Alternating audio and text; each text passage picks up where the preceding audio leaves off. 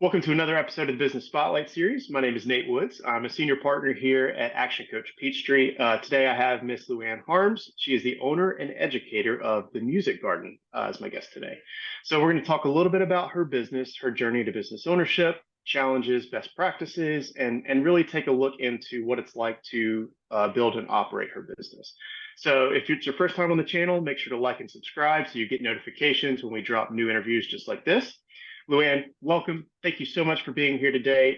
Please give me just a brief background for you and tell me a little bit about your business. I was raised in kind of all over the Midwest, and then had a big life change when I decided to, I was teaching music and doing that kind of stuff. And then I decided I wanted to get out of the Midwest. And this is kind of weird, but I found out about American Airlines hiring to be a flight attendant. So I did that. I was like, I am ready for a life change. I was just in my 20s. And so I did that, and that got me out to the West Coast, which was probably, well, maybe not probably, that's probably the best decision I've ever made in my life. It changed my life, being able to get out of Oklahoma, Nebraska, Kansas, which are fine states, but I wanted to spread my wings and get out to the West Coast was fabulous. So I was in California for a bit, met my husband and married him there and had my kids there. And then we moved up to the Pacific Northwest.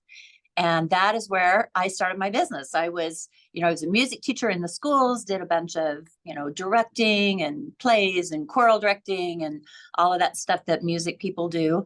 And I decided to take my after school business of piano teaching into my own business, where I quit going out in the schools and teaching, and decided, all right, I'm just going to do this on my own. And that is what really launched the Music Garden. I was teaching privately and had a few classes here and there.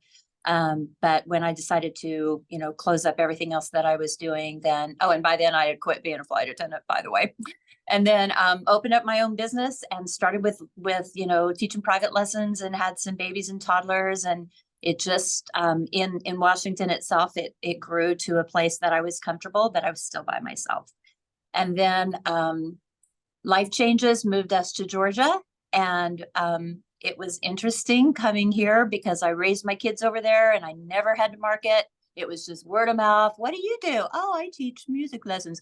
And then, oh, I want to sign up. And so I had a wait list, never had to worry about it. Coming here, my kids were in high school and nobody knew me. So I was like, oh, this is interesting. So my husband was very supportive, and he said, let's do this. And he helped rent a building with me, and he really financially supported for quite a while we were getting our feet underneath us. And, word of mouth got out, and I tried different marketing things. And I found that, social media kind of worked mostly, and then the word of mouth. And so now here we are. We're 10 years into it, and we're over 700 students now. I remember the day when my colleague and I celebrated at 50. We're like, woo, we got 50 students. And now it just kind of took on a life of its own and became organic. And now we are, bunch of private lessons and a whole bunch of classes for children. And it just kind of organically grew.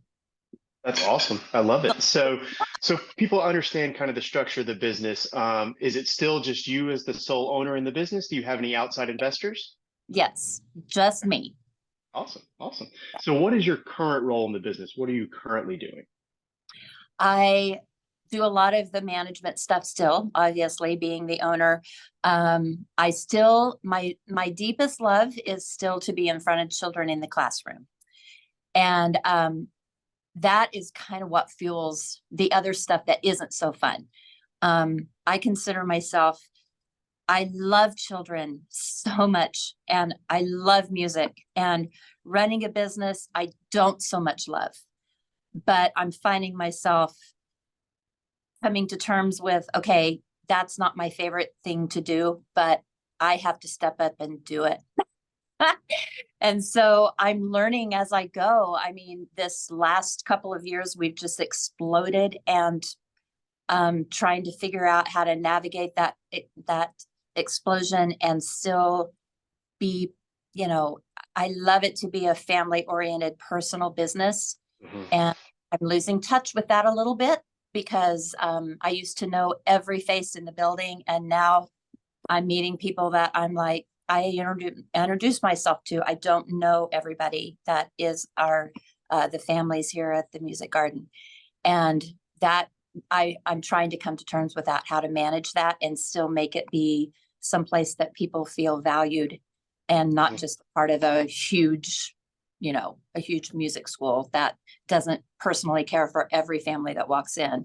So I'm trying to navigate that and get the team on board for, what can we do to make it feel like still a very small, special place, even though it's quite large now. Yeah, yeah. So what makes the Music Garden unique? Why do your clients choose to come to you? I think I'm not sure about, I mean, I think what sets us apart is we've got classes for babies starting at 3 months. And they come with their moms, their dads, their caregivers, whoever's with them, sometimes grandparents. And then we've got, from there it goes to a toddler class and then a preschool class. And then we've got beginning piano classes that start at ages 5 and 6-year-olds. And that's a 2 to 3 year program, depending on which one you choose to put your kids in. And then from that, they can graduate and go. They've got all of this amazing musical foundation, especially the families that started with me, which I have quite a lot of families that started with me when they were like babies, and now they're in piano classes and beyond. And then we put, then they graduate into the private lesson programs, and they are incredible musicians. By the time they get to start with a one-on-one private lesson, their foundation of music is crazy large. And so my piano instructors, my guitar instructors, drummers, all of these people love getting these children that have come through the program into their studios, because they're like, wow, that is amazing what these kids know. And so, and then, we've got, gosh, I wish I would have gotten a number. Now we have quite a few seniors and adults that are coming in because they are finding we're not just for children anymore. We started off that way, but now we've got quite a large adult scene here, which is super fun to see that community grow. So, Absolutely. yeah. That's awesome. 3 months. That's incredible. Yeah. So what is one thing that you wish more people knew about your business? I think maybe that it doesn't matter what time of life you're in, what stage of life you're in, if you're a beginner, if you're an advanced musician, there is something here that we could help you with in your musical growth. That's, people out in the community, I think they've, a lot of people now have kind of started hearing about us, but I'm not sure they know, we of all the different private lessons, we've got strings, and we have flute, we have band instruments that are being taught. We have piano, guitar, drum, ukulele, all of that stuff, voice lessons. And so just the breadth of what we are able to offer to any person in the community. I think that's kind of cool. Yeah, absolutely. So you talked a little bit about coming to a new place, and it was not as easy to get your name out there initially. You've done a great job, obviously, since then. So I want to talk a little bit about marketing. So what would you say as a percentage of your monthly sales do you normally invest back into marketing the business? Oh, I don't answer those questions well, because I get into, that's something, if my husband were watching, he'd go, oh, Luanne, you really need to know that. We don't spend a lot of money on marketing, like very, very little. In the day, I would try to boost Facebook posts and, go on Instagram and boost things and everything. But recently, I guess maybe you could consider we have a fabulous photographer, Leticia Andre, that comes in and helps us with getting photos of the children and the students that I hope capture people's hearts when they see them. That's my goal for those.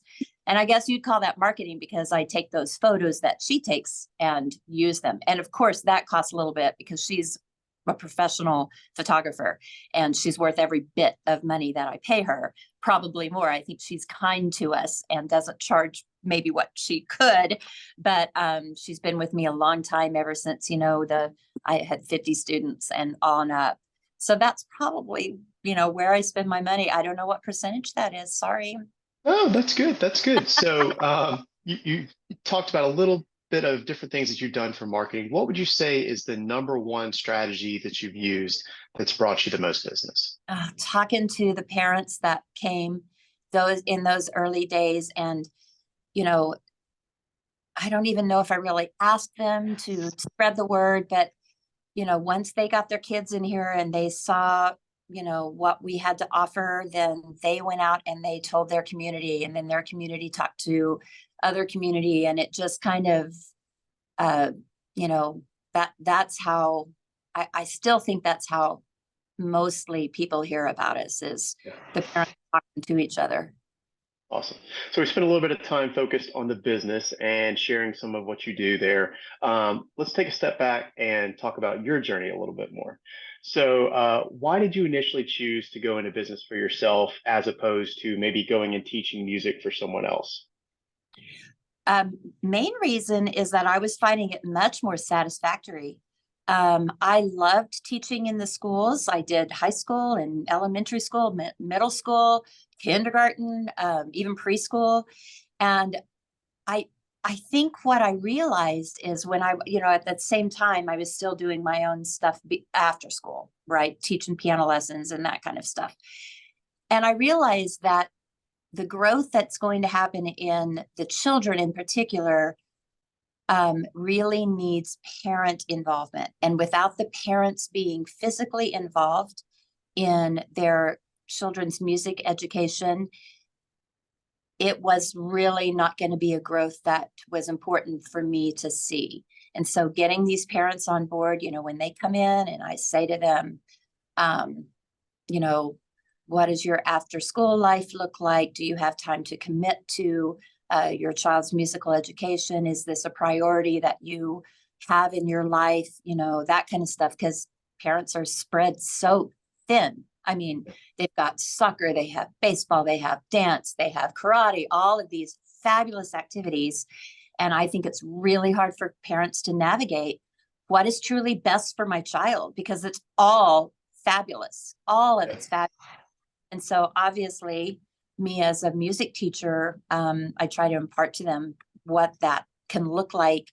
If they develop the discipline of a musician, then that discipline goes into every part of their lives, into their studies, into being a really great kid on the soccer team that has that discipline to pursue excellence in whatever they do.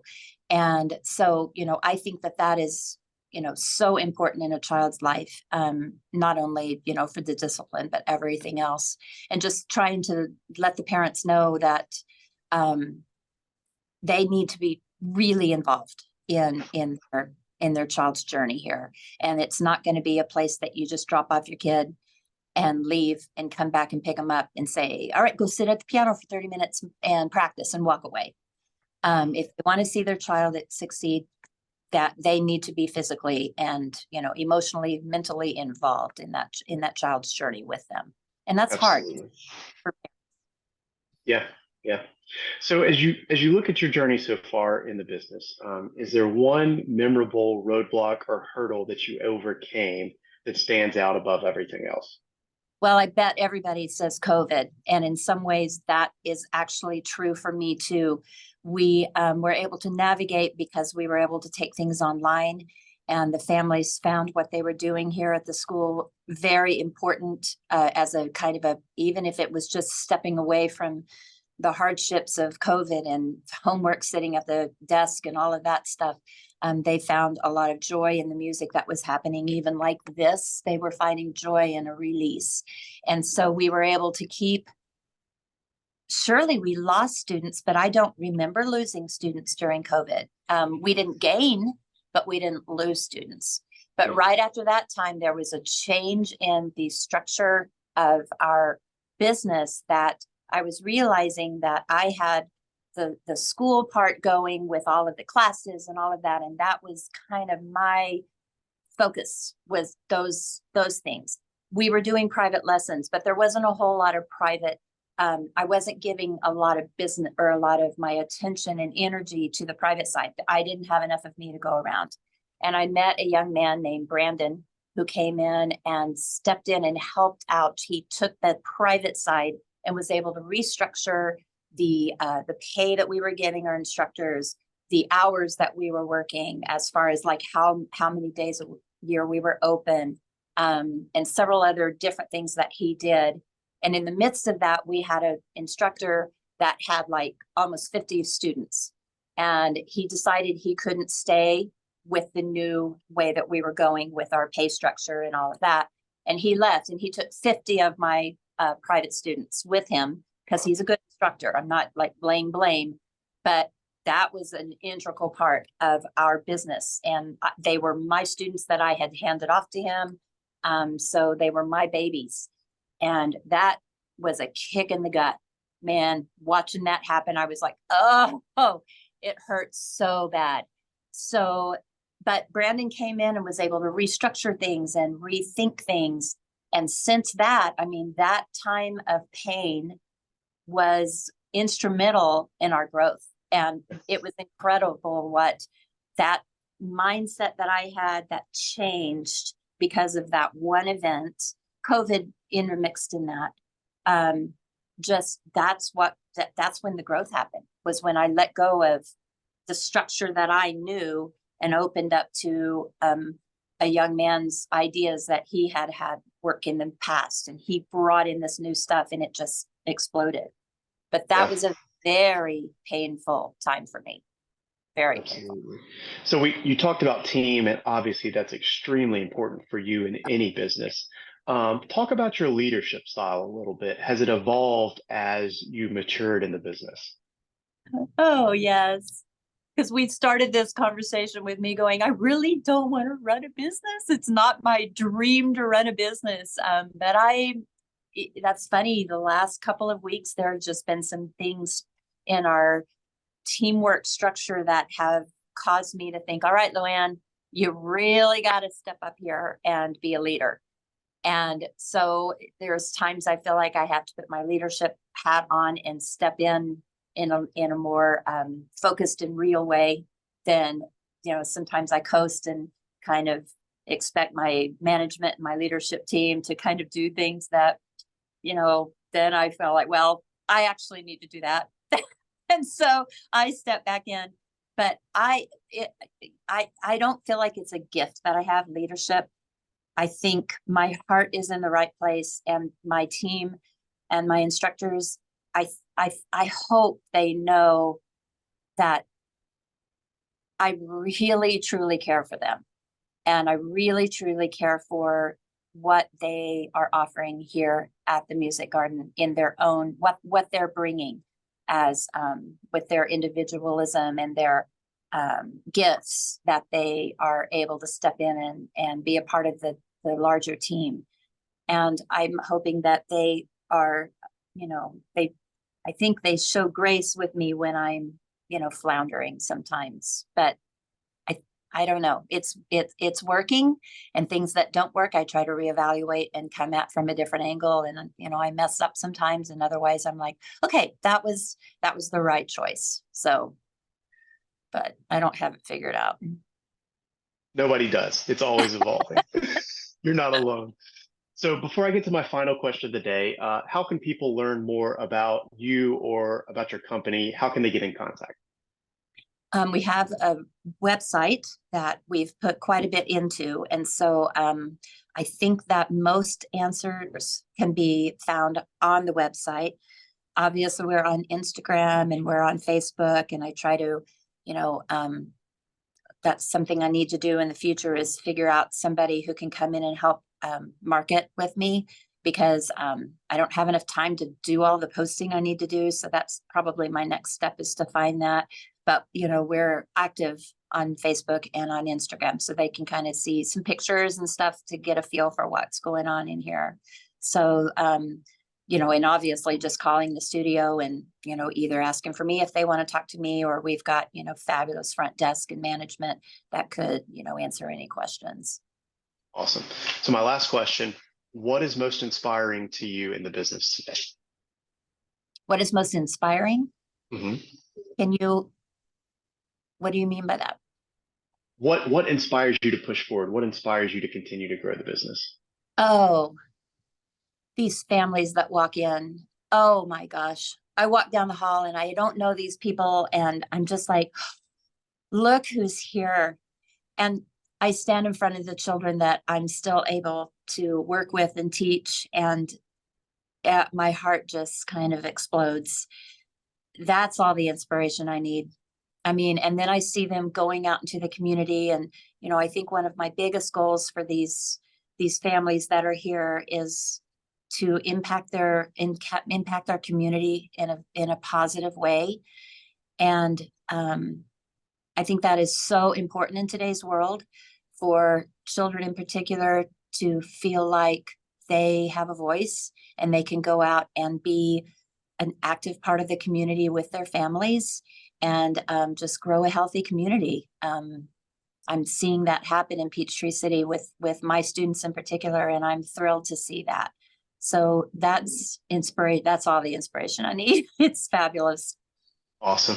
Thank you so much for joining me today, Luanne. It's been great talking to you. Thank you, Nate. Appreciate it.